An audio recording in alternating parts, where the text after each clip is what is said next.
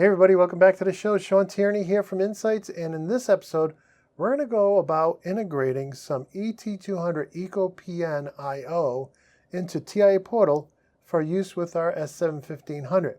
And for the practice run, I use the S7 1200, and everything we do is going to be exactly the same, whether you do a 1500 or a 1200, which I think is very cool.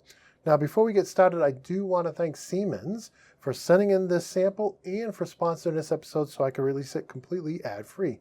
So if you see somebody from Siemens, please say thank you for supporting Insights and Automation with sponsored content. And with that said, let's go ahead and take a look at the demo here. Just very simple. I had some photo eyes. I use these photo eyes a lot.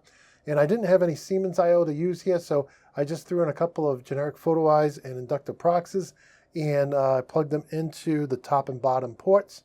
And we'll do something extra for members after the regular show is done, so members stick around, or just make sure you're watching the members edition of the show. But in any case, I just have here a retro-reflective, two retro-reflective photo eyes, and I have here a reflector. And these photo eyes have two outputs, one for light operate, one for dark operate. So they will turn on and off depending on whether they see the reflector or not. And then, of course, these inductive proxies just have one output. And, if they see some metal, they'll turn on. And if they don't, they won't. And so with that, that's what we're going to be integrating into TIA Portal. So let's go ahead and go over to the computer right now. And here we are. And I already have a application. You guys have seen me create new applications in TIA Portal many times. So I went ahead and created one for my S7 1500. And we're ready to go ahead and bring that I/O. Now the I/O is reset to factory defaults. It's like it's brand new out of the box. So we're going to start by coming down here under the Ethernet card in my PC. We're going to update accessible devices. I'm looking for, not the PLC, I'm looking for the I/O. So let's go ahead and open that up, and we'll go online. And I know I don't have any other new devices on my network, so I know this is the one. Of course, I could double check the MAC address if I wasn't sure, but I am. And as we've talked about in previous episodes, we don't have to actually give it the IP address. The CPU will give it the IP address. The S7 will give it the IP address, as long as we give it the right Profinet device name. So I'm going to call this DIO underscore ET200 Eco PN underscore A. And I'm going to copy that because I'll be using that later. And we're going to go ahead and assign that name to that device out there in the field. Excellent, that's done. So now let's go back to our project here and let's add it in. Of course, we could choose it out of the catalog, but I'm not going to do that. I'm going to do the easy way. If you have the product, then you can just do hardware detection and read it from the network. So if you didn't, you want to add it manually through the hardware catalog. So we're going to go ahead and search my network for that new device. And we should see the new name I just gave it. There it is. It's all lowercase now, but that's okay. All right, let's add this to our project. Again, we did this previously with the ET200SP and the ET200AL. If you haven't seen those videos, I've had some people commenting on a video saying, hey, can you do this or can you do that? They weren't looking at the previous episodes. So check out the previous episodes because I may have covered what you're looking for. In any case, it says it was successful. So that's cool. And so let's go ahead and assign it to this port of my S7 1500 here. Okay, it's now been assigned. Now I want to dig in here, and really, first thing I want to check is the IP address. I don't want to leave it at this default IP address. I want it to be I think I'll do 218. I think the last one I did was 217.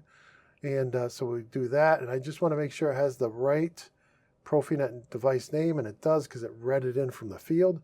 That needs to match what I assigned it, and it does. So that's good. And then, the other thing I want to take a look at here is the I/O addressing. So let me close that up. I'm going to start at 22. It wants to do inputs at 18 and outputs at 10. Those are the next available locations, but I want to do them both as 22, just to make my life easy. Okay, great. So really, how much more is there to do? Not much. Let me go ahead and compile the project to see if I forgot anything. It'll let me know. I've already disabled the password because I'm on the workbench and I don't need a password in my PLC. So that's done. Let's see if we can't download this to my S7 1500. And Let's do a start search here. And there it is. So let's go ahead and load it in. And it's all looking good. And we'll just wait for this to go in. It should go in pretty quick. I'm looking forward to getting the digital twins from my students over at theautomationschool.com, getting those out so you guys will be able to use a virtual version of the trainers I use here at the school. But with that, it looks like we're all set, everything downloaded. So what I've done here, just to save time, if I go into Program Blocks and I go under Main OB1, I've put some code in here. But for now, we're just going to look at the actual indicators on the device. So let me do this. Let me click here. Let me go online. Okay, everything comes up in the greens. We've seen before if it's not green, we got to go and troubleshoot. Sometimes it's the wrong model number or the wrong firmware level. So you have to address that. Because I read it in, everything matches and everything's working. So I'm going to go ahead and monitor the inputs. Now, right now, this is a DIQ 16. Everything's still set as input. So by default, everything's an input. So there's no outputs. Members, hold on. I'll talk to you about the outputs in a moment. But right now, we're just going to see inputs come in. You can tell it's not in the run mode. The first time, I can't use the software to put it in the run mode. I got to do it in the field. So let's just go out there to the overhead cam. And we'll put the PLC into run mode. Okay. And we can see our indicators here. Turning on and off. Okay, everything's happy, everything's green, okay? And now, if we go back to the PC, okay, come back here, and we'll be able to see, depending on what's on and off, we'll see that we are bringing in those IO states, okay? And this guy. So, pretty easy to bring in one of these blocks. Now, of course, we did it on Profinet to an S7 and TIA portal. This guy also supports Ethernet IP and Modbus TCP, which I think is really cool. And I'll have to reach out to Siemens to see if they want me to do videos on that. But in any case, it's quick and easy, and I hope you guys enjoyed that. We are going to do in the next episode the IO Link version, and I have a couple of IO Link devices wired into it, and so that'll be pretty cool. But in any case, I do want to thank Siemens for sponsoring this episode, and I want to thank them for sending in the sample.